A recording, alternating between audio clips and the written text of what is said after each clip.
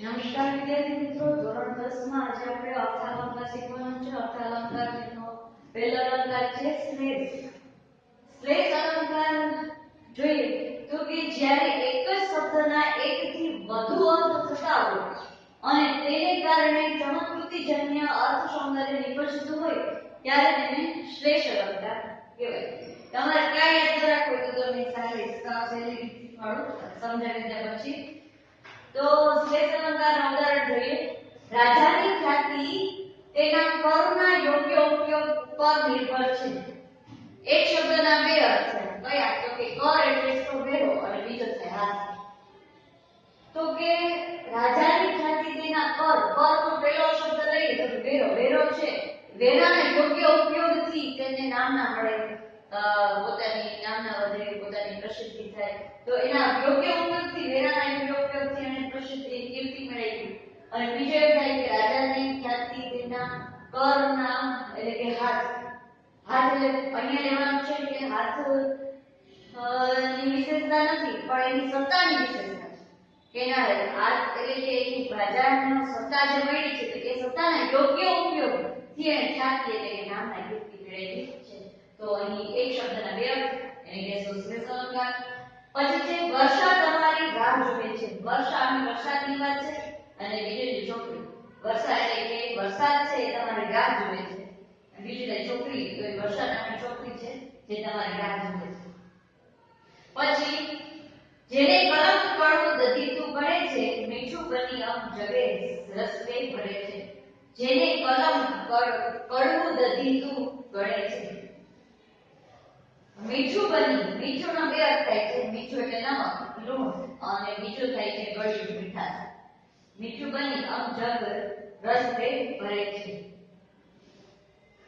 દધી એટલે દરિયાની વાત છે કે જેને કલંક કડવું દધીતું ગળે છે કે આખા ખારા જળનો દરિયો ભર્યો હોય અને એમાં મીઠું બની અમ જગે રસ્તે ભરે છે. અને આપણે દરિયા કિનારે છે અગરિયા હોય એટલે મીઠા, બરાબર. તો મીઠું દરિયા કિનારે જે થાય છે તો આપણે જે ભોજન લઈએ છીએ એમાં મીઠા વગરનો કોઈ ટેસ્ટ જ ન હોય, બરાબર. તો એ મીઠાના સ્વાદથી છે એ રસ એટલે કે ગળ્યું મીઠું નમકનો ઉપયોગથી છે એ સ્વાદ છે એ ભોજનમાં આવે છે. મીઠા લાગે, મીઠું લાગે છે, જમવાનું છે ને આપણને ભાવે છે. તો એની વાત છે. નેક્સ્ટ, કમલવત ગણીને બાલના ગાલ રાતા, રવિ નિજ કર તેની ઉપરે પહેરવે છે. તો અહીં કમલવત ગણી બાલના ગાલ રાતા, કમળ જેવું ગુલાબી હોય એવા બાળકના ગાલ છે રાતા છે એમ રવિ નિજ કર તેની ઉપરે હાથ પહેરવે, કર તેની ઉપરે પહેરવે છે. એ રવિ છે એ સૂર્યની વાત છે અને બીજું છોકરાની વાત છે. અને અહીં કર એટલે બે અર્થ થાય છે. એક તો કિરણ અને બીજો હાથ. સૂર્યનો કિરણ લેવાનો અને છોકરાનું નામ છે હાથ લેવાનું. તો કે સૂર્યના કિરણ નિજ કિરણ તેની ઉપર પહેરે છે અને બીજું થાય છોકરો છે રવિ નામનો છોકરો છે એ એની ઉપર ગાલ ઉપર હાથ પહેરે છે એ વાત છે. નેક્સ્ટ, એ કેવી રીતે ભૂલે પોતાની પ્યારી માને, તો એ માં એટલે જનની અને બીજું થાય જન્મભૂમિ. પછીનું એક ઉદાહરણ છે, એક રહી ગયું છે પેજ નંબર 103 ઉપર. ચોમાસું આવતા સૃષ્ટિ નવું જીવન મેળવે છે.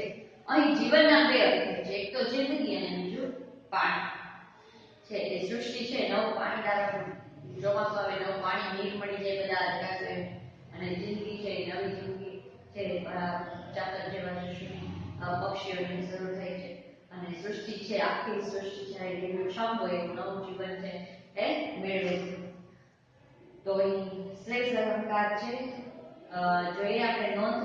ઘણા વિદ્યાર્થીઓને શ્લેષ અને યમક વચ્ચેનો ભેદ મૂંઝવતો હોય છે, તેથી ખાસ ધ્યાનમાં રાખવું કે યમક શબ્દાનુપ્રાસ અને શ્લેષ અલંકાર જુદા છે. યમક અલંકાર છે તેમાં સરખા લાગતા શબ્દની શબ્દખંડના પુનરાવર્તનને કારણે ચમત્કૃતિ કે નાદ સૌંદર્ય અનુભવાય છે.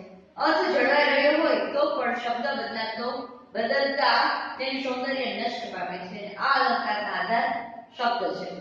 જ્યારે શ્લેષ અલંકાર એટલે કે શ્લેષ અર્થાલંકાર છે તેમાં એક જ શબ્દના એકથી વધુ અર્થ હોય અને અનેકાર્થને કારણે આખું વાક્ય પંક્તિ કે ઉક્તિ પર અનેકાર્થ બને છે ને જેને અર્થજન્ય સંસ્કૃતિ આસ્વાદ હોય છે. આ અલંકારને અર્થાલંકાર કહેવાય.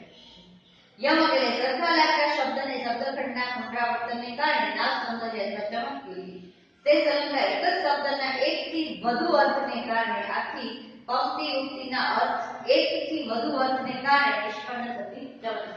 હવે તમને સાવ સહેલી રીત કહું, એક ટ્રીક છે, જોઈ લેજો.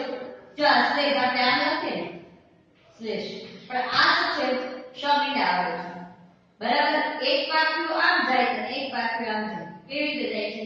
બરાબર, એક તો આ એક શબ્દ લેવાનો અને એના કેટલા અર્થ લેવાના? એક અને બે અર્થ લેવાના. તો આને કહેશું શ્લેષ અલંકાર. તો શ્રી યાદ રાખજો કે આ એક શબ્દના બે અર્થ થાય ત્યારે તેને શ્લેષ અલંકાર કહે છે. ચાલો આ યાદ રાખી લેજો, સેટનોટમાં નોંધ માટે લખી લેજો અને નેક્સ્ટ અલંકાર છે સજીવારો પર તે નેક્સ્ટ વિડિયોમાં જોશું.